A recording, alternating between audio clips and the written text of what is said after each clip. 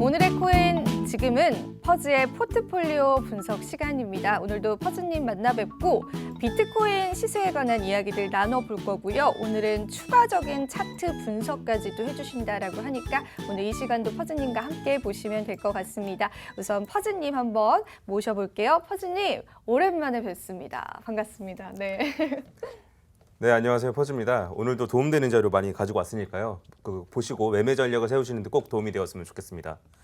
네, 여러분들이 정말 관심이 많으셨던 이 퍼즈 각도선에 관해서 약간의 이슈가 있습니다. 그래서 오늘 그 부분 다뤄드리면서 앞으로의 비트코인 시세 또 매수 관점에서는 어떻게 바라볼 수 있을까 그런 부분들까지도 오늘 좀 디테일하게 짚어드릴 예정이고요. 또 저희가 후에 준비한 또 새로운 차트 분석이 있습니다. 그 부분 기술적인 분석이 또 하나 추가돼서 여러분들에게 정말 질이 좋은 정보를 제공해드릴 예정이니까 끝까지 여러분 함께 해주시면 될 것 같고요. 퍼즈님 그럼 오늘도 저희 한번 열심히 달려봅시다. 네, 네, 알겠습니다. 네.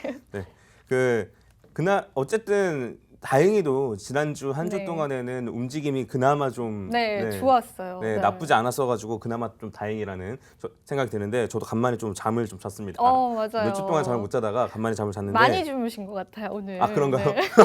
얼굴이 좋아지셨습니다. 네. 해서 이제 그 차트를 일단 같이 보면서 잠깐 얘기를 하면 좋을 것 같아요. 네.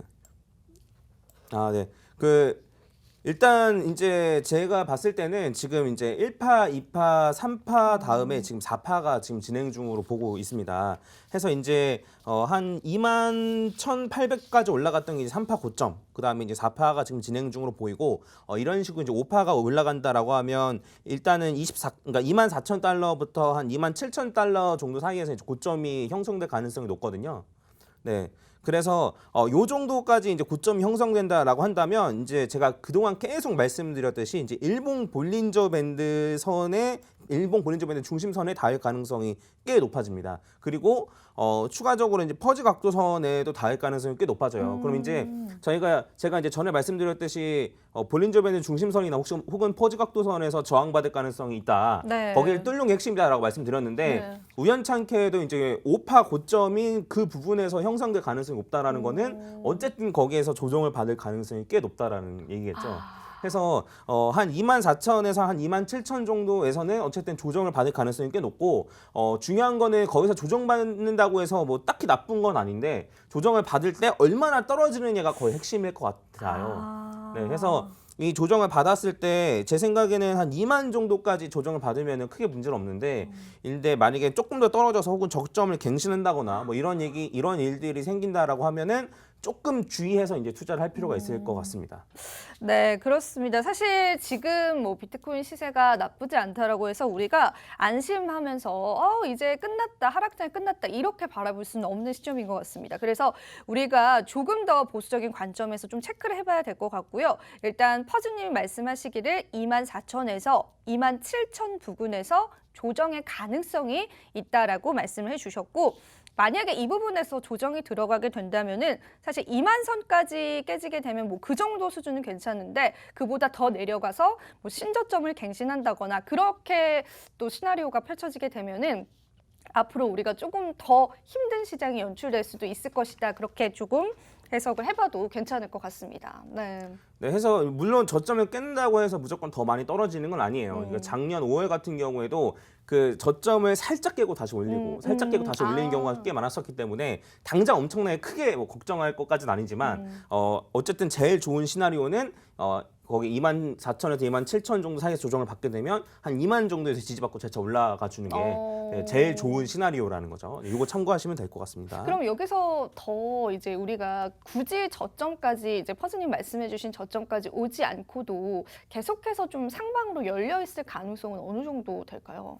이건 사실 아무도 모르죠. 그쵸, 네, 아무도 모르는데, 근데 이제 조정을 어쨌든 대부분 일반적으로는 아까 말씀드렸듯이 제가 그 정도 비율, 2만 정도까지 떨어지는 비율 정도까지 받는 경우가 많은데, 근데 만약에 강력한 상승의 호재라든가 뭐 이런 게 있다라고 하면은 엄청나게 조정을 짧게 받고 그냥 올려가 버리는 경우가 있습니다. 이제 그러면 사람들이 차트 안 맞네라고 하는 부분이 딱 그 부분이거든요. 엄청나게 조정을 짧게 받는 경우. 해서 이런 경우에는 사실 이제 매매 전략으로 대응을 할 수밖에 없어요. 그래서 제가 이제 말씀드렸던 구간에 다다르면은 일정 부분 사실 매도해도 괜찮은 자리긴 하거든요. 근데 거기서 전부 다 매도를 하는 게 아니고 뭐 한 3분의 1이나 혹은 절반 정도만 매도하고 나머지 물량은 갑자기 올라갈 수 있으니까 그런 경우에는 퍼지 각도선을 뚫고 올라오면 다시 산다던가 이런 식으로 대응을 하시는 게 제일 좋습니다. 구체적인 매매 전략까지 오늘 열심히 제가 한번 뽑아내봤습니다. 자, 이어서 또 계속해서 들려주실 이야기가 있으신가요? 해서 이제 오늘 원래 이제 포트폴리오를 네, 한번 맞아요. 이제 점검을 하긴 네. 해야 되는데, 근데 이제 오늘 같은 경우에는 이제 이더리움이랑 이제 솔라나 같은 경우에 한번 보면 괜찮을 것 같아가지고 일단은 가지고 준비를 좀 해갖고 왔고, 네, 근데 이제 저도 똑같이 매수하고 있다라고 말씀을 드렸었잖아요. 네. 그래서 저 같은 경우에는 대부분까지는 아니지만 몇몇 코인들 같은 경우에는 이미 수익권으로 올라온 코인들도 있어요. 네, 이제 제가 이제 매수를 했던 시점을 아시면 정말 깜짝 놀라실 수도 있는데, 근데 제가 이제 비트코인이 정말 많이 올랐을 때, 그러니까 이제 한 4만 한 8천 달러까지 그때부터 제가 매수를 시작했는데도 불구하고 꾸준히 매수를 하다 보니까 어쨌든 지금 이제 플러스가 되려고 하는 코인들도 꽤 있고, 그리고 이제 아까 전에 제가 말씀드렸던 한 2만 7천 원 정도까지 올라가게 되면 아마 제 계좌 자체가 그대로 있던 계좌 자체가 이제 플러스가 될 가능성이 좀 있는데, 네, 해서 다시 한번 말씀드리지만 적립식 매수가 괜찮습니다. 다시 한번 꼭 따라하셨으면 좋을 것 같고. 자, 그럼 오늘 포트폴리오 점검을 퍼즈님 해주실 예정인가요? 아니면 바로 또 차트 분석으로 넘어갈까요? 네, 근데 차트를 일단 제가 간단히만 말씀드려도 네. 괜찮을 것 같아요. 아, 그래요? 네, 해서 이제 익절 구간으로 들어오거나 하면은 제가 이제 언제 매도하면 좋을 것 같은지 이런 걸 제가 나중에 또 한번 말씀드리고, 그다음에 익절 구간 좀 들어오면은 이제 코인도 좀 교체하고 이런 식으로 좀 진행이 돼야겠죠. 근데 그게 아닌 이상에는 어쨌든 계속 꾸준히 매수하시면 되고, 이더리움 같은 경우에는 지금 비트코인이랑 거의 똑같다라고 보시면 됩니다. 해서 퍼즈 각도선을 뚫지도 못했고, 그 다음에 볼린저 밴드 중심선도 뚫지도 못한 그런 상황이에요. 그리고 똑같이 파동으로 따져봤을 때 오파에 거의 갈 수 있는 부분 자체가 이제 볼린저 밴드 중심선 가까이까지 갈 수 있는 딱 완전 비트코인이랑 거의 똑같은, 네, 그런 차트고, 그 다음에 이제 오파의 고점 자체가 한 1,350달러에서 한 1,500달러 정도까지 갈 수 있거든요. 그래서 이제 요점 참고하셔가지고 아마 비트코인이랑 비슷한 시기가 될 거예요. 네, 해서 이런 거 참고하셔가지고 해당 부분에서는 조정받을 가능성이 꽤 높다. 그러니까 한 일정 부분 조금 매도해도 괜찮다라고 생각하시면 될 것 같습니다. 네, 오늘 또 포트폴리오 점검도 함께 해주셨는데 차트적인 분석을 해보니까 비트코인과 좀 비슷한 방향으로 흘러갈 것 같다라고 말씀하시기 때문에 앞서서 말씀해 주셨었던 이 비트코인 차트 분석과 여러분들이 함께 대입을 하셔서 좀 앞으로 포트폴리오 구성하시는데 좋으실 것 같고요.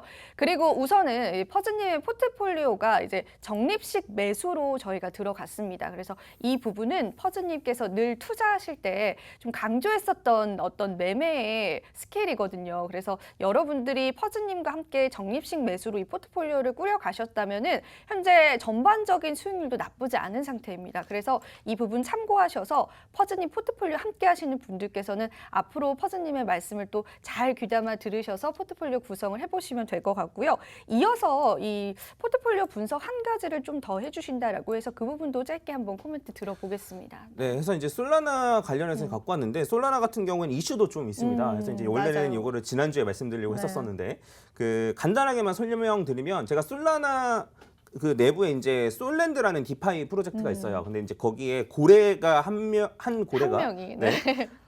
이제 1억 7천만 소를 예치하고 스테이블 코인을 빌려간 거예요. 그래서 솔라나의 가격이 높게 측정되어 있을 때는 별로 문제가 안 됐었는데, 솔라나의 이게 점점 떨어지다 보니까 청산에 가까운 거죠. 22달러까지 내려가면 전부 다 청산인데, 그러면 원래 디파이는 사실 청산 되든 말든 상관하면 안 되거든요. 그쵸. 근데 이 정도 물량이 쏟아져 나오면 일단은 솔랜드는 망합니다.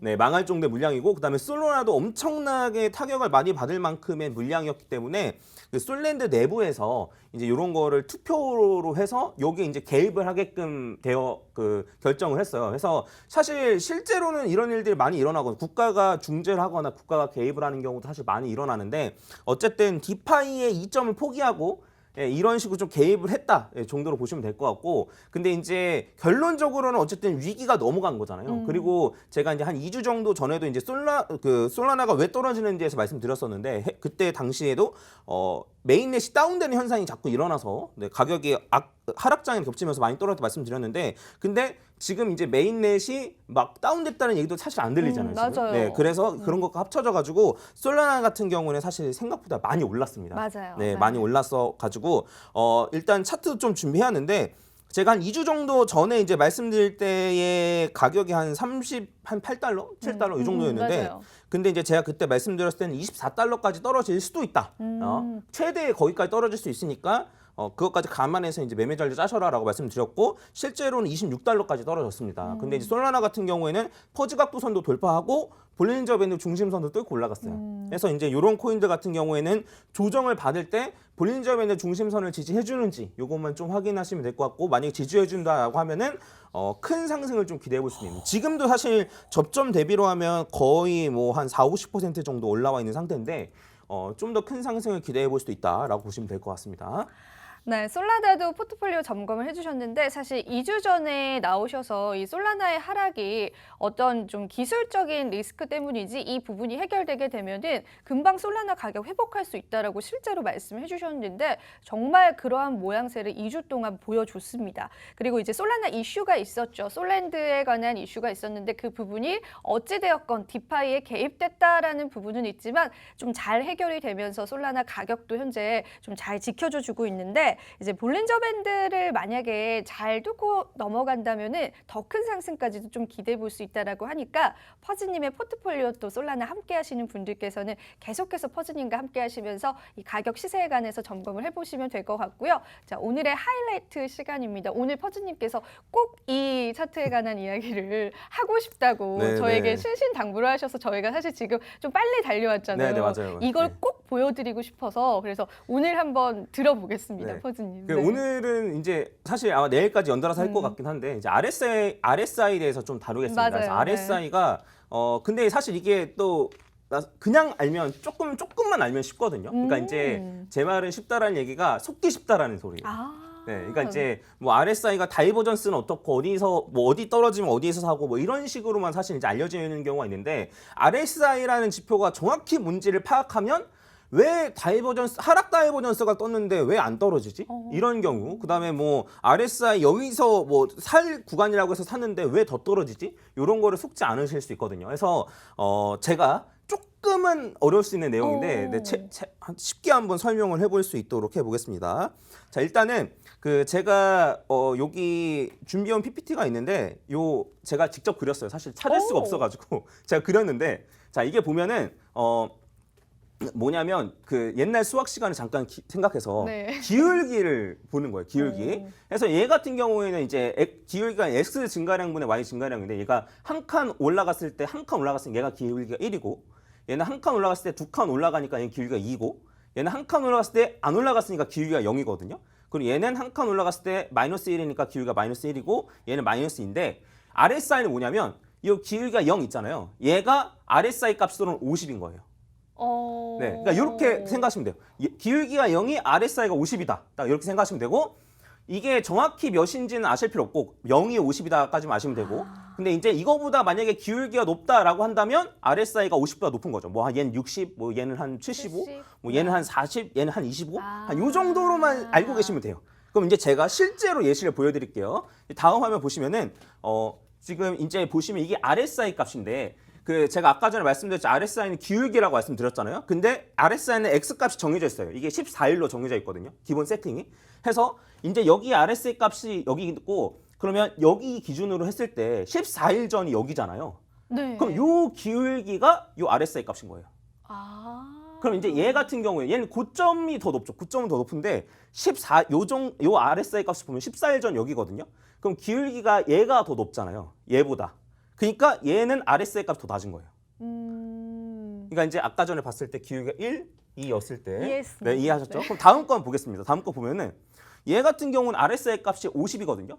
그럼 14일 전 보면 여긴 거예요. 해서 기울기가 여기이기 때문에 RSI 값이 50인 거예요. 얘도 마찬가지고. 그럼 이 다음 걸 보시면 얘 같은 경우에는 얘가 14일 전 여기거든요. 그럼 이렇게 쭉 내려왔을 때 기울기고 얘 같은 경우에는 여기서부터 여기 기준으로 14일 전 여기예요. 그럼 요 기울기인데 아까 전에 보셨을지 이게 0일 때가 50이었고 뭐 요렇게 떨어지고 요렇게 떨어지면 얘가 RS 값이 더 낮잖아요. 20, 30 이 정도 네네네네. 되겠네요. 그래서 그죠? RS 값이 네. 여기 이렇게 되어 있는 거예요. 네, 네. 해서 그 이제 아셔야 될 건 뭐냐면 RSI는 기울기다. 물론 이게 뭐 완벽하게 정확한 얘기까지는 아니겠지만 RSI 이 정도로 이해하시면 크게 무리는 없습니다. 그러면 이것만 대충 보셨어도 네. 아마 머릿속으로 팽팽 돌아가시는 분들이 있을 거예요. 네. 뭐냐면 아 저게 저래서 다이버전스구나. 약간 이런 식으로 생각이 아마 많이 드실 텐데 이러한 것 같은 경우에는 제가 내일 다이버전스와 그다음에 RSI 같은 경우에는 뭐 50에서 뭐 사고 뭐 30 이하로 떨어지면 사고 어디서 팔아라 이런 것도 나오는데 제가 이제 이런 거에 대해서 싹 다 설명을 내일 해드리도록 하겠습니다. 해서 오늘은 어려우니까 딱 요 정도만. RSI는 기울기다. 그리고 기울기가 딱 0일 때에는 50이다 값이. 요 정도만 기억하시면 될 것 같습니다. 네. RSI 사실은 RSI 관해서 제가 이슈로도 달아드린 적이 있었었는데 RSI 같은 경우에는 여러분들이 일단은 오늘은 저희가 1부입니다. RSI 편. 자, 1부에서는 이것만 기억하시면 될 것 같습니다. 0이다. 0이 50이다. 우리가 어떤 기울기를 측정할 때 0에서부터 시작을 하잖아요. 근데 그 0을 50이다라고 생각을 하시면 되고 퍼즈님 말씀하시길 RSI는 기울기다. 요렇게만 일단은 개념을 여러분들이 머릿속에 넣으신 다음에 내일은 저희가 그래서 RSI를 대입해서 우리가 매수 매도 시기를 어떻게 잡을 수 있는지 다이버전스와 어떻게 또 함께 볼 수 있는지 그 부분을 체크를 해주신다라고 하기 때문에 여러분들이 내일도 끝까지 함께 봐주시면 좋을 것 같습니다. 퍼즈님 RSI는 기울기다. 맞죠? 네, 이거 어디서 들어보신 적은 없을 거예요. 네, 정말 처음 들어봐요. 네. 그래서 이거를 수학적으로 접근을 하는 사람도 별로 없고, 네, 그래서 아마 들으시면은 내가 지금까지 왜 속았구나. 네, 이걸 아마 충분히 아실 수 있을 겁니다. 그러면은 마지막으로 저희가 또 내일도 계속 RSI 지표를 다루겠지만 RSI 지표에 관한 퍼즈님이 생각할 때 신뢰도는 어느 정도예요? 그러니까 활용하는 거에 따라서 이제 다를 수 있겠죠. 요거를 얘기하려면 사실 후행성 지표에 대해서 얘기를 해야 되는데 이제 보면은 지표가 매수 시그널이 떠도 바닥에서 매수 시그널이 뜨는 경우는 없어요. 맞아요. 그러니까 바닥을 찍고 나서 올라갔을 때 이제 매수 시그널을 떠는 경우가 많은데 그래서 이제 이런 후행성 지표를 라는 걸 좀 이해하면은 충분히 좀 활용할 수 있고 저는 개인적으로는 본인이 사용하는 여러 가지 지표 중에 하나로만 사용하는 게 기본적으로는 다른 걸도 이제 분석을 하고 요것까지 하면 본인의 시드를 더 많이 들어간다거나 이런 식으로 활용하시는 게 좋지 않을까라고 생각합니다. 그러니까 보조 지표로서 정도로 우리가 알아가기에는 신뢰도가 있는 지표다라고 말씀을 해주셨습니다. RSI 지표를 사실 이렇게까지 여러분들에게 상세하고 또 쉽게 설명해 줄 수 있는 전문가님이 몇이나 될까 싶습니다. 그래서 퍼즈님과 함께 하신다면은 우리 내일도 이 RSI 지표를 좀 정복해 볼 수 있는 시간을 저희가 마련해 드릴 수 있을 것 같습니다. 네, 오늘 시간이 너무너무 짧네요. 이렇게 해서 우리 퍼즈님과 비트코인에 관한 이야기들부터 포트폴리오 점검을 해드렸습니다. 이더리움과 솔라나에 관한 점검들도 해드렸고요. 그리고 RSI 지표를 여러분들이 보다 쉽게 이해하시고 또 활용하실 수 있도록 우리가 어떻게 이 지표를 해석하고 대입을 하는지에 관해서까지도 내일 이어서 저희가 계속해서 알려드릴 예정입니다. 오늘 너무나 즐겁고 새로운 시간이었던 것 같습니다. 자, 오늘 저희가 준비한 소식은 여기까지이고요. 마지막으로 본 방송에서 제공하는 정보는 투자 판단에 대한 조언일 뿐 가치 판단 상승 하락을 보장하고 있지 않다는 점 다시 한번 유의 부탁드리고요. 퍼즈님과 저는요. 내일 이 시간 다시 찾아뵙도록 하겠습니다. 오늘도 시청해주신 여러분 고맙습니다.